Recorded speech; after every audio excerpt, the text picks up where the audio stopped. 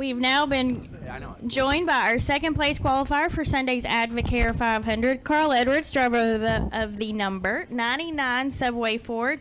Carl, a great lap out there. You held the pole for a good time before your teammate came in there and knocked you off. They were kind of joking on TV that he should have given him a little more advice on which line to take. So the problem is Jack told him to run the bottom. I ran the top, and I thought the top was the deal. That was it. And Jack said to run the bottom, and they joked around on TV and asked me what I thought he should do. I said, oh, yeah, he should run the bottom. So I thought there's no way he'll beat us if he runs the bottom. And there he did it. So it's pretty interesting because in practice we ran the top. Juan ran the top, and we thought the 42 car was going to be the fastest car. And Ricky ran the bottom the whole time. So it's really difficult. I give Ricky a lot of credit for not changing his line after seeing how fast we were on top. And that's really tough to stick to your guns and stick to what you know. So he did a great job. I don't know if he had Subway for lunch, but I'm going to give the credit to Subway because I think they had some sandwiches delivered over there. I don't know about did they get you guys any sandwiches yet? No. All right, well, I'm not going to commit sandwiches to you guys because each time I do, they're like, Carl, you can't just give away all the sandwiches. But you should suggest or you guys should ask, and then I won't be in trouble. Ask for sandwiches. They'll bring them. All right, well, go ahead and open for questions for Carl. If you have a question for Carl, please raise your hand and state your name and affiliation. All right, we'll kick off with Kenny Brees up front.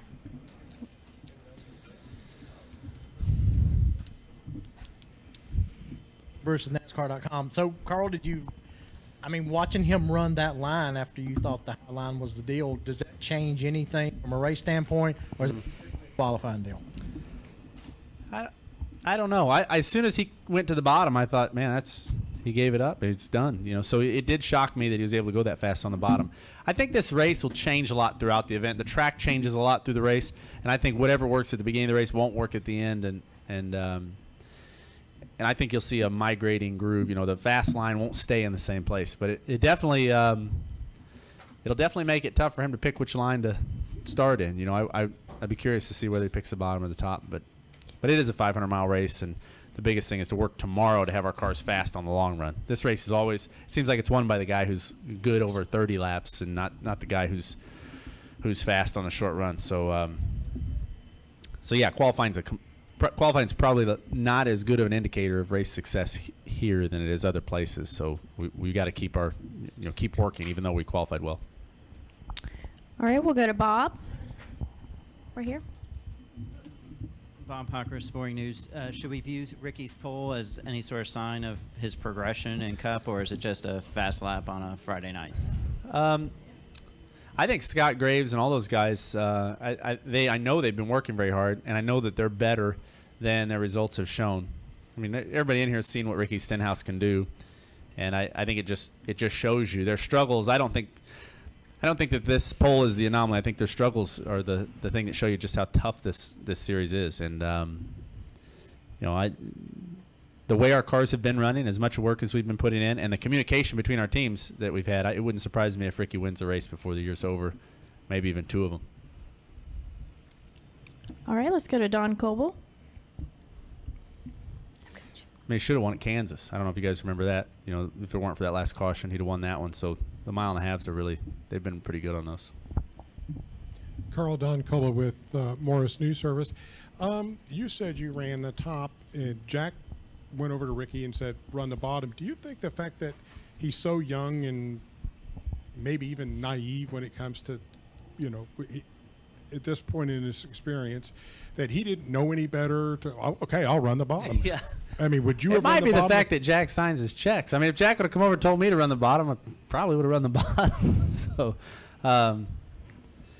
I talked to Scott Graves a little bit out there, and he said that's what they practiced. And so I think the debate, I can't speak for Ricky, but I bet the question was whether or not he should alter what he'd practiced. I don't know if it was as much what they thought was the fastest as it was what they thought would work best for them. That's the way I understood it. But it's not very often that Jack comes down and tells you how to drive the race car, so he must have seen something that stood out about the way Ricky's car ran around the bottom.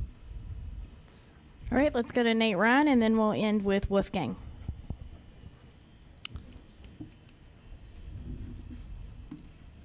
Nate Ryan, USA Day Sports. Carl, Brad Keselowski was in here earlier today, and he was talking about how the Fords may have been a little bit behind aerodynamically because it was the first 2013 car that was submitted, and he's expecting it might be changed for 2014. Can you speak to that at all? Do you feel like you guys have been off a little bit on these tracks where aerodynamics are so important, and knowing there's going to be 5 mile-and-a-half tracks? I know Atlanta's not exactly like the ones in the Chase, but if you guys have a good performance Sunday, is that an indicator for maybe the Chase? Yeah, I feel like we have been a little bit off. I think that that Joey doing what he did a couple weeks ago kind of makes it hard for us to sing the blues here. And but I know that Ford and the other manufacturers are always working. I know that they're currently working on trying to make sure there's parity among the cars. That as much as the Gen 6 car is about separating the manufacturers with identity, and I mean our Ford Fusion, when you look at it on the racetrack, you know it's a Ford Fusion. That's important to Ford and to all of us, but all the manufacturers, and specifically Ford, we want to make sure that no one has an advantage, that all the cars are the same. And I know they're working on that right now, and that means a lot to me that they are, because it's one thing to get beat by another driver or get beat by strategy, but you always want to make sure you're coming to the racetrack with the same tools to work with. Well, I don't know that this track is as much an indicator of your aero package as some of the other tracks, just because the mechanical grip level here is it's high, and it varies a lot through a run. So pit strategy and fresh tires versus no tires, that has a huge effect here. And if all the tracks were like this, it wouldn't matter if the cars were a little bit different, if there was a better car here or there, because you'd be able to make up the difference. The problem is when we go to tracks where you rely really heavily on your aero package, and it's very difficult to pass. Those tracks, it makes overcoming a deficit with your equipment very difficult. All right, we'll end with Wolfgang.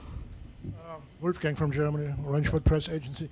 Carl, setup-wise, your car and Ricky's car, are they very similar, identical, especially with the new tire here? I have no clue, but I'm sure I will know here in a little while.